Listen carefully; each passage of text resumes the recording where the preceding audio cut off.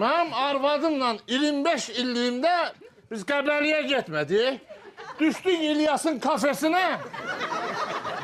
Bir tane ələnci arvad yedi. Bir tane de mən, bir tane de yayma xəngəl çıxdıq gəldik. Ama ikiliyimizdə Qəbəliyə getməlidir. Qəbəliyə gedirik də. Dedim ki, Lamış, qoy maşını özüm sürüm, Lamış.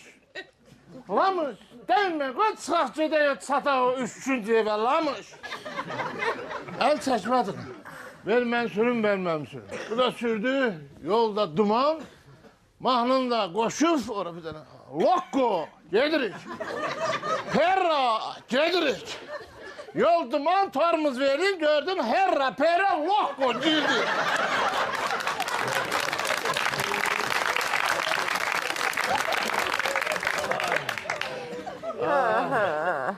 Dedim, mesajlaşdı. Arvat mağazan gələdi, mən onun telefonu götürəmədim. Ondan bana mesaj yazdı. Dedi ki, əgər sən çörək dalında gedirsənsə, sağ get, salamat gəl. Dedi, yox, şuluq işin varsa, heç salamat gəlməyəsən. Həmin mamatda lokko. Lokko. Getdi. Öyle derler, anaların ahı tutur. İndi arvatların ahları daha surətlidir. Şıpıt tutur, şıpıt. Şıpıt. Gedəyəkdir. Ha?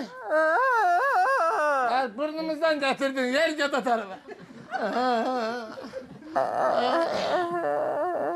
Vay! Ay Bahadır! Evim yıkıldı ay Bahadır. Bu ne derdiydi düştük ay Bahadır.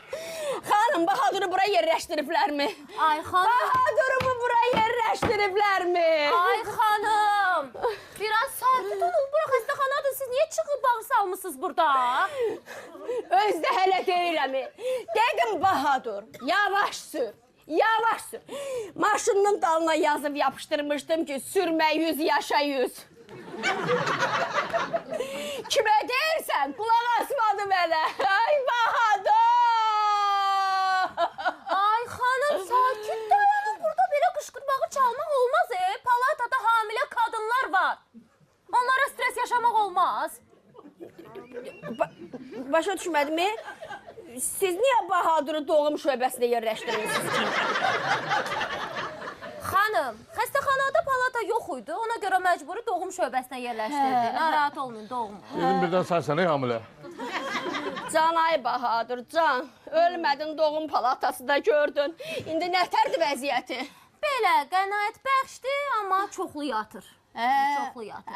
O elə yatağandır. Bəli. O elə yatır. İnanırsan evdə 2 dənə qabı yuyuram ha. Qabı yuyub gedib yanına girince görürəm uje yatıb. Öz də mənə gedəndə deyir ha. Deyir gözləyirəm gəl. Gedirəm Bahadır nə gəzir? Bahadır dönən var bugün yox. Yox da Bahadır. Ay xanım, biraz sakitləşin, özünüzü ələ alın, hər şey yaxşı olacaq. Belki siz onun nəyisiz bacısısınız? Az nə bacısı? Mən onun halallıca, kəbirli nikahlı, sənətli subutlu, 25 il bundan qabaq mikrofona hə dediyim həyat yoldaşıyam. Siz həyat yoldaşısınızsa, bəs Bahadır bəyin yanında yatan kimdir?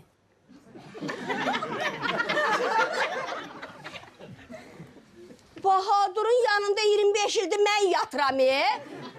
Kim uzatmış sərimin yanına? Yox ay xanım, Bahadır bəyin maşında olan xanımı uzatmışıq onun yanına.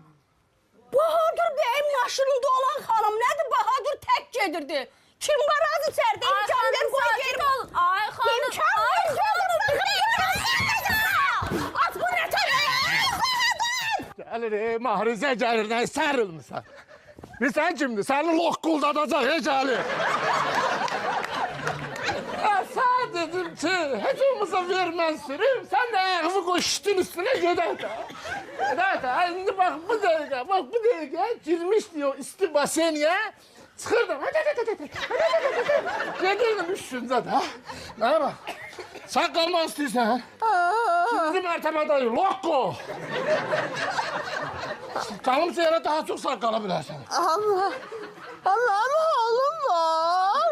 Alın yoktu, ne gəzirdin? Ne gəzirdin Qəbələtə? Bana bax, ver sən məni, gel nə deyirəm. Ağlın varsa ayılma.